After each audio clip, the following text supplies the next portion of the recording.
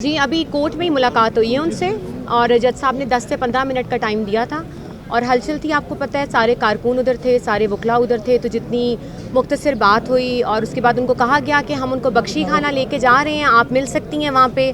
लेकिन अभी मैं वहाँ से होके आई हूँ तो वो वहाँ पे है नहीं। तो we are waiting for the order कि क्या अभी ऑर्डर होता है, और अगर जुडिशल रिमांड दिया जाता है तो किसी किस्म का टॉर्चर बर्दाश्त नहीं किया जाएगा, हम इसकी मजम्मत करेंगे। एक बात मैं ऐड ऑन करना चाहूँगी जी, फिर दोबारा उन पे कपड़ा डालने की कोशिश की गई है, वो कोशिश सब कारकुनों ने नाकाम बनाई है। कपड़ा किसी किस्म का उनको नहीं उनके ऊपर डाला जाएगा, हैंडकफ भी खोलने चाहिए। He is not a terrorist, he is a lawyer of supreme court और senior vice president of biggest party in Pakistan and a former information minister of Pakistan.